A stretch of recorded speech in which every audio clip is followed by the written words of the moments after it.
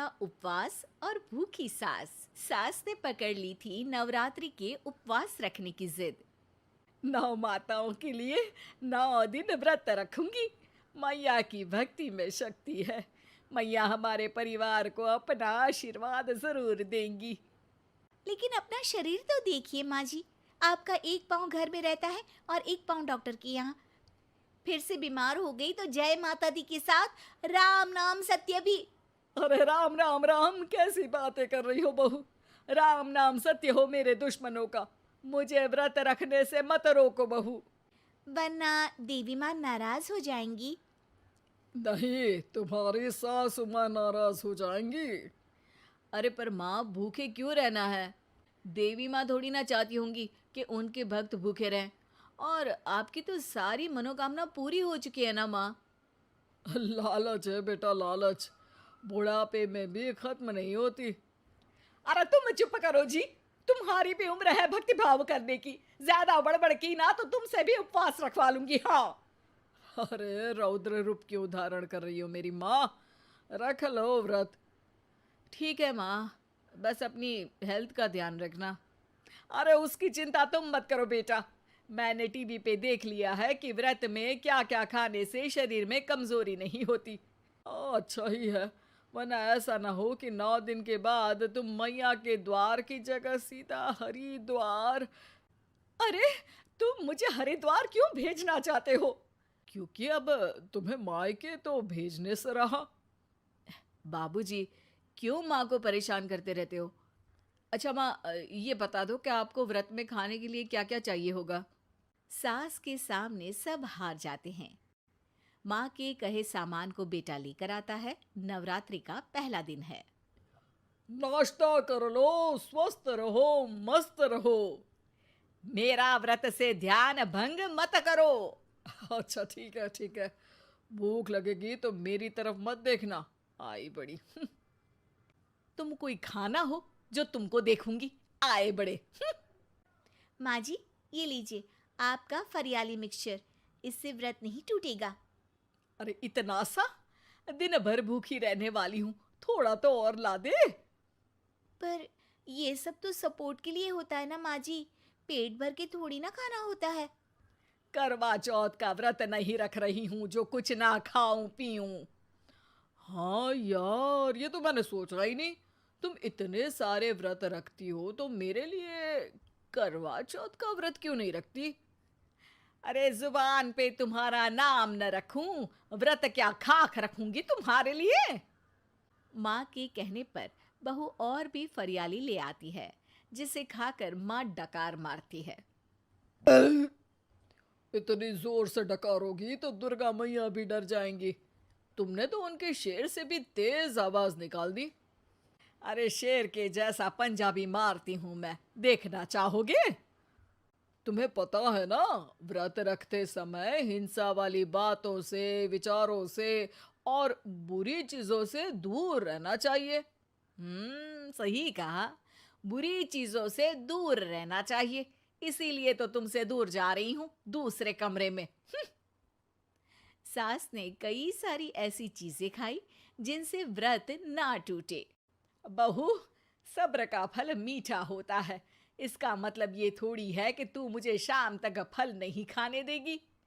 माँ जी, 1 घंटे पहले ही तो आपने इतना सारा। अरे एक खाता ही बना ले, उसमें लिखा करे कि मैंने कितना खाया, कितना पानी पिया। अरे नहीं नहीं माँ जी, मैं अभी फल लेकर आती हूँ। जोर से बोलो। नहीं माँ जी, मैं फल लेकर आती हूँ। अरे ये नहीं, जोर से बोलो, जय माता दी।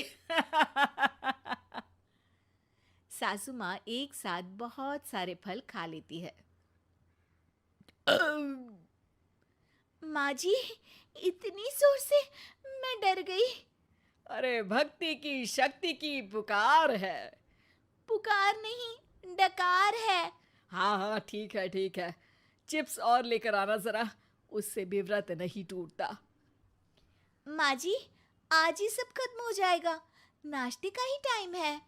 अरे ठीक है ना बेटा, मैं अब कुछ खाऊंगी ही नहीं, तुझे इतनी तकलीफ है तो। नहीं नहीं माँ जी, मेरा मतलब था कि उपवास में सिर्फ इतना खाना चाहिए जितना शरीर के लिए सही रहे। स्वाद के लिए खाने से तो अच्छा है कि उपवास ही मत रखो। माता जी की कृपा तो वैसे भी बनी ही रहती है।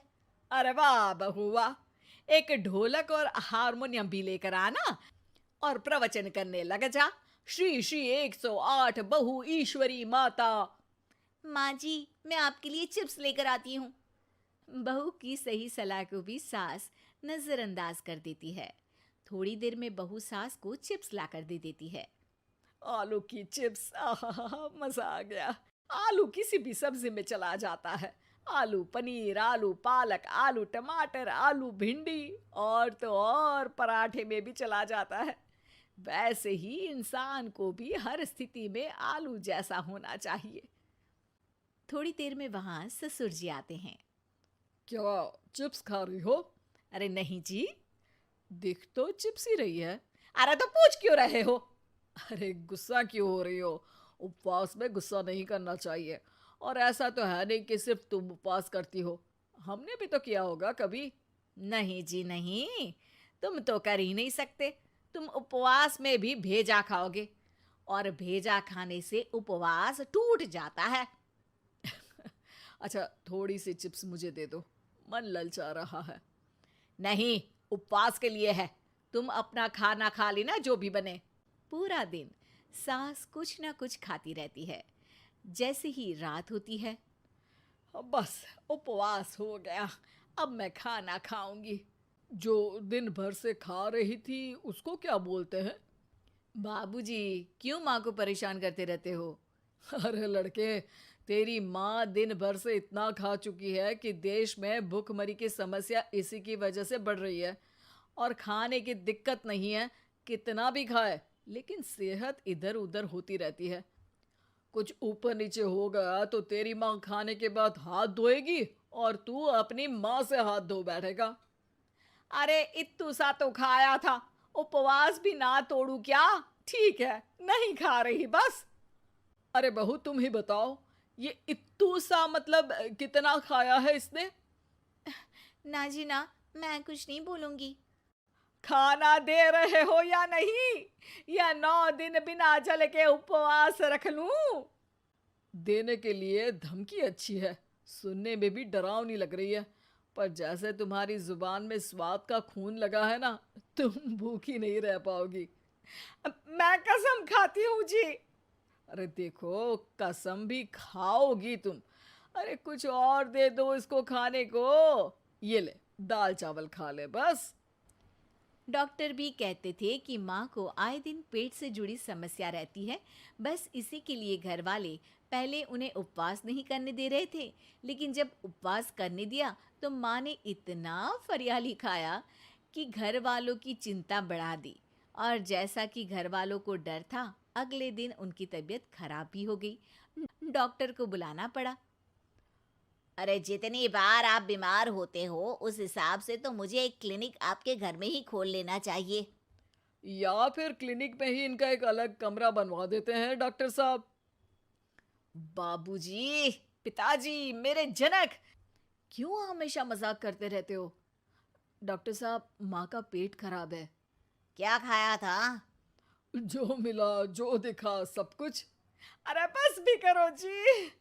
बस तो तुमको करना था खाते वक्त। देखिए, खाना अच्छी बात है और उपवास भी आदमी को रखते रहना चाहिए, लेकिन तब जब शरीर लायक हो। पहले दिन ही बीमार हो गई तो 8 दिन कैसे होगा? आप व्रत मत रखो और खाने पीने पे ध्यान दो। मैं गोलियां दे रहा हूँ। आप भी कुछ खाने को ही दे रहे हो? हाँ, इससे जल्दी ठीक हो जाएंगी। समझ गई हैं आप?